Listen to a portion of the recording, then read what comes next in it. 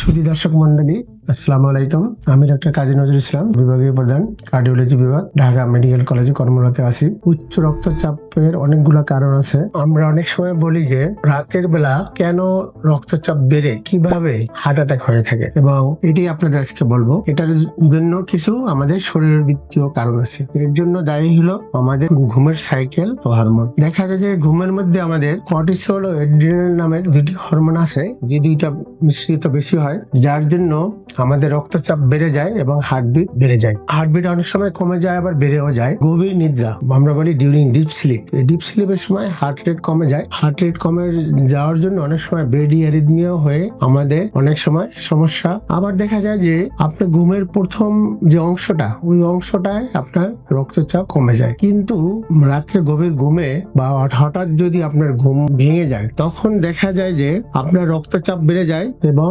রক্তচাপ ওঠানামা করে। এই ওঠানামা করার জন্য রক্ত দেখা যায় যে ঘন হয়ে যায় এবং রক্ত জমাট বাঁধার একটা প্রবণতা বৃদ্ধি পায়। এই বৃদ্ধি পাওয়ার জন্য আমাদের যে হার্টের যে ধমনী আছে, এই ধমনীর মধ্যে ক্লোট চর্বি জমার পরিমাণ বেশি বেড়ে যায়। এই বেড়ে যাওয়ার জন্যই আমাদের দেখা যায় অনেক সময় রাত্রে ঘুমের মধ্যেও অনেক সময় হার্ট অ্যাটাক হয়ে যায়, যেটা আমরা বুঝতে পারি না। আমরা যখন ঘুমে থাকি তখন আমরা অত অক্সিজেন নিই না, অক্সিজেনের পরিমাণটা আমাদের কমে যায়। আবার যদি অনেক সময় কোনো লোক যদি রাত্রে ভারী খাবার খেয়ে ঘুমাতে যায়, আবার যদি দেখা যায় যে হঠাৎ মধ্যরাত্রে বা গভীর রাত্রে সে তার কোনো মানসিক অস্থিরতা অথবা শারীরিক কোনো সমস্যা তৈরি হয়, এই অসুবিধার জন্য রক্তচাপ বেড়ে যেতে পারে এবং তার হার্ট অ্যাটাক হতে পারে।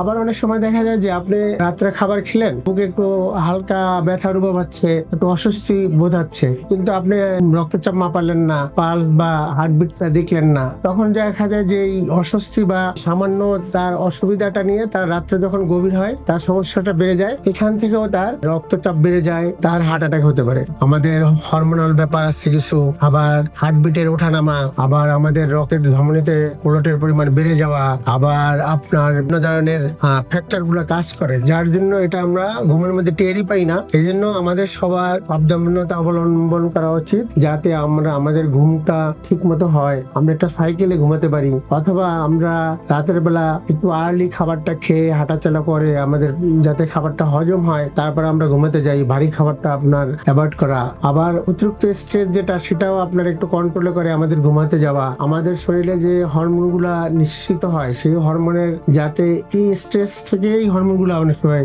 নিঃসৃত হয়, যার জন্য আমাদের উচ্চ রক্তচাপ বেড়ে যায় এবং আমাদের হার্ট অ্যাটাক হয়ে থাকে। অতএব আমাদের সবাইকে সাবধানতা অবলম্বন করা উচিত। আমাদের যদি উচ্চ রক্তচাপ থাকে, আমাদের যদি ডায়াবেটিস থাকে, আমাদের যদি কোনো মেন্টাল স্ট্রেস থাকে, আমাদের যদি কোনো রাত্রে সামান্য সমস্যা অনুভূত হয়, তাহলে আমরা অবশ্যই নিকটস্থ ডাক্তার অথবা কোনো হাসপাতালে যোগাযোগ করে আমার ব্লাড প্রেশার, আমার হৃদস্পন্দন, এটা পরীক্ষা করে তারপরে আপনার ঘুমাতে যাওয়া উচিত। আপনি অস্বস্তি নিয়ে বা আপনি অসুস্থ মনে করলেন যে আমি অসুস্থ, ঘুমালেই আমার মানে ভালো হয়ে যাবে, কিন্তু সেটা না। এই ফ্যাক্টর গুলা থেকে আপনাকে অবশ্যই পরিত্রাণ পেতে হবে, এবং আপনি এইগুলা যদি আপনি ভালোভাবে মেনে চলেন, তাহলে দেখা যাবে যে আপনার উচ্চ রক্তচাপও হবে না এবং আপনি হৃদরোগের আক্রান্ত থেকে বেঁচে যাবেন।